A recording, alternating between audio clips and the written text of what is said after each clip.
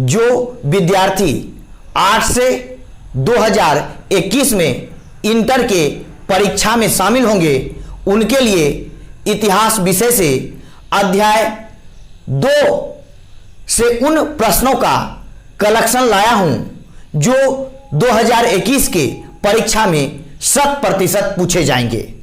तो आज हम अध्याय 2 इतिहास विषय के ऑब्जेक्टिव प्रश्नों का आपको एक कलेक्शन देने जा रहे हैं जो निश्चित तौर पर 2021 के परीक्षा में आएंगे।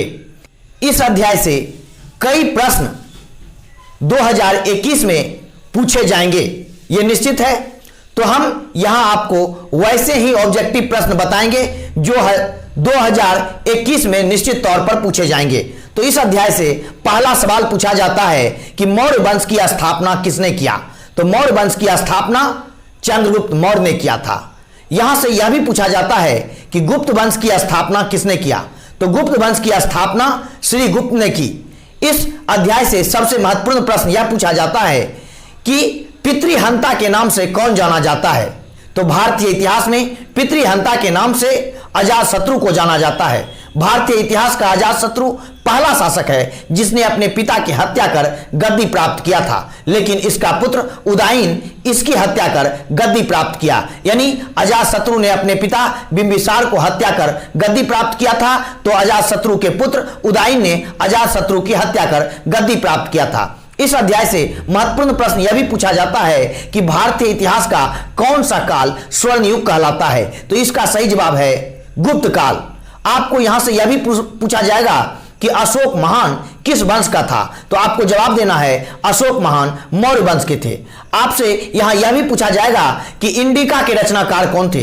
तो इंडिका के रचनाकार मेगास्थनीज थे। आपको यहां से यह भी पूछा जाएगा कि अर्थशास्त्र के रचनाकार कौन हैं। तो अर्थशास्त्र के रचनाकार कौटिल्य हैं। कौटिल्य 3 नामों से प्रसिद्ध हुए, कौटिल्य, विष्णुगुप्त, चाणक्य। तो इनमें से जो भी नाम आपके सामने ऑप्शन में आए उसको आपको टिक करना है। आपको यहां से यह भी पूछा जाएगा कि अभिज्ञान शकुंतलम नाम की पुस्तक के रचनाकार कौन है। तो इसका सही जवाब देना है कालिदास। दरअसल कालिदास गुप्त वंश के शासनकाल में हुए। ये चंद्रगुप्त यानी विक्रमादित्य, जिसको चंद्रगुप्त द्वितीय कहते हैं, उसी के काल में रहते थे। तो यहां से यह भी सवाल पूछा जाता है कि कालिदास किसके दरबार में रहते थे। तो ऑप्शन में अगर चंद्रगुप्त द्वितीय हो तो उसे मारना है, और अगर विक्रमादित्य हो तो उसे मारना। इस अध्याय से एक महत्वपूर्ण प्रश्न यह पूछा जाता है कि प्रयाग प्रशस्ति के रचनाकार कौन हैं। तो प्रयाग प्रशस्ति के रचनाकार हरिसेन ने प्रयाग प्रशस्ति लिखा था। प्रयाग प्रशस्ति दरअसल समुद्रगुप्त की जानकारी देता है।